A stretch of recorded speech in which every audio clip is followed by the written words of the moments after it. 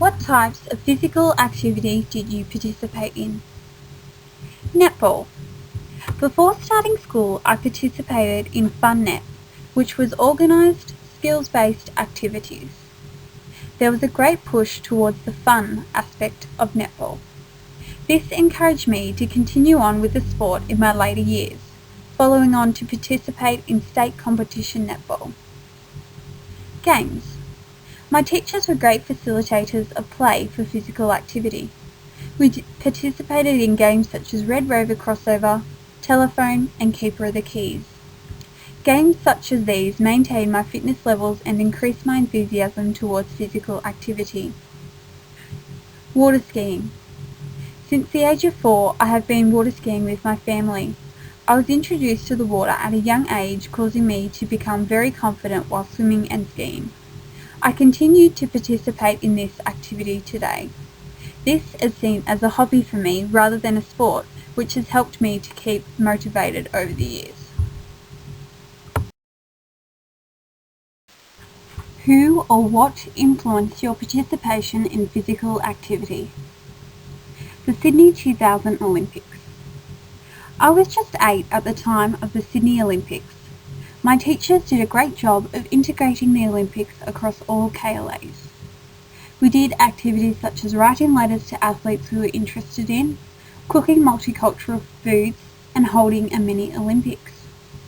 I was in awe of how fast the athletes could run, how high they could jump, and how strong they were. One particular moment that has stayed with me until this day is Kathy Freeman's 400-metre final. Kathy lifting, goes up to Graham, takes the lead, looks a winner, draws away from Graham and Mary. This is a famous victory, a magnificent performance. Did your choice of physical activity change with age? Yes, competitive aerobics. Once I entered high school, I joined a competitive aerobics group. In this sport, we were required to make aerobic routines to a selected music track and compete at a state level. I chose to participate in competitive aerobics as I had the freedom to be creative, choreograph a routine, design an outfit, increase my flexibility, and work with a group of friends.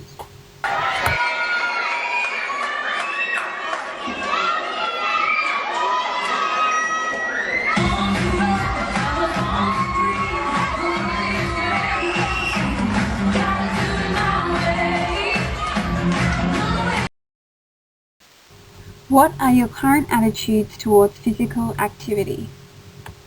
As I have gotten older and busier, the amount of time I have to spend on physical activity has changed. I no longer participate in organised physical activity. Instead, I enjoy water skiing on the weekends and walking around the farm with my dogs. I still view physical activity as a great opportunity for children to get outside and away from the electronics that are becoming more and more popular. Physical activity should be used as an avenue for having fun and making friends. It increases confidence and self-esteem along with fitness. How might these feelings influence your teaching of physical education? I have been lucky enough to have ample positive physical activity experiences in primary school. As a teacher, I want to encourage every student to become involved in some way. I will strive to create a positive outlook on physical activity through the use of games. Where possible, students should be allowed to have some input into the physical activity that they are participating in through voting systems. I also think it is important to show students a variety of sports that they might not normally be exposed to.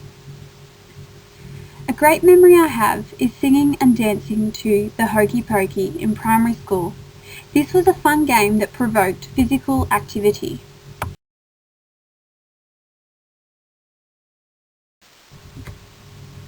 How do PDHPE teachers act? Welcoming. Gets involved in class activities. Is open to suggestions and approachable. What might they say to their learners? Offer encouragement. What do you want to play? Boost confidence and is friendly. What skills and abilities does a PDHPE teacher have?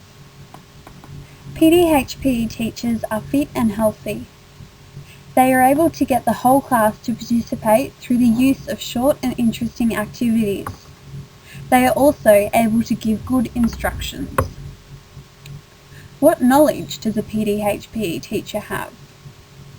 A PDHPE teacher knows about events happening in the community and how to get students involved. They know about how to lead a healthy lifestyle, know the rules to several sports, and know the students' names. What activities and movements might a PDHPE teacher require their students to do? PDHPE teachers will require their students to participate in theory activities to increase their knowledge on healthy lifestyle habits, participate in sporting activities that increase their balance, flexibility and fitness, participate in activities that will improve certain sports skills, participate in group activities to stress the importance of team building and problem solving, and participate in games to increase their trust in each other.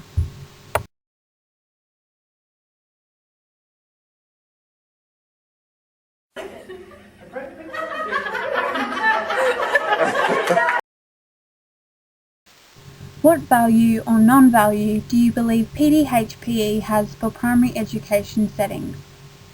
The Australian Bureau of Statistics states that in 2007 to 2008, 1/4 of Australian children were overweight or obese. Studies have also shown that once children become obese, they are more likely to stay obese in adulthood. As teachers, we need to be encouraging students to maintain healthy lifestyles in order to reduce this statistic. By creating positive attitudes towards physical activity, students will remain active through their lifestyle. What are you like in comparison to the views of a PDHPE teacher? Although I am not a teacher yet, part of my developing philosophy is the notion of practice what you preach. When educating students about leading a healthy lifestyle, you need to set an example. Keeping fit and getting involved enforces that you are active and healthy. I do not yet know the rules of too many sports, but over my practical experience, I plan on taking note of some of the activities that come up and how they are run.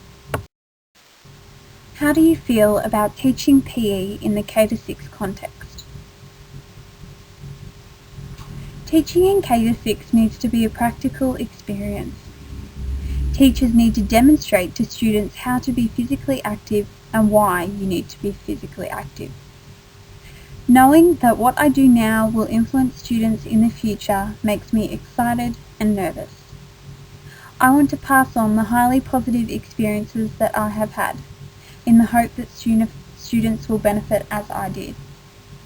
I want to integrate PE throughout the classroom.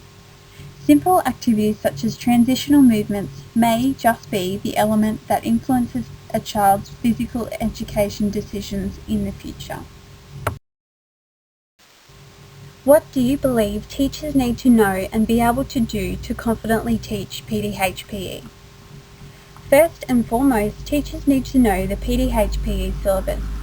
It takes careful consideration and many years of practice to master this. The PDHPE syllabus changes across states. Rather than PDHPE just being about sport, teachers need to understand that it is instead about life choices and educating students about how these will affect them in the future. Teachers need to teach these 8 strands while incorporating the 5 skills. Teachers also need to maintain positive learning experiences, including play, as a physical activity. If a student goes into class where there is a teacher making them do intense physical activities and feel uncomfortable about themselves, this could impact them forever, causing them to feel self-conscious and be unwilling to participate in the future. Teachers also need to promote safety while participating in these activities.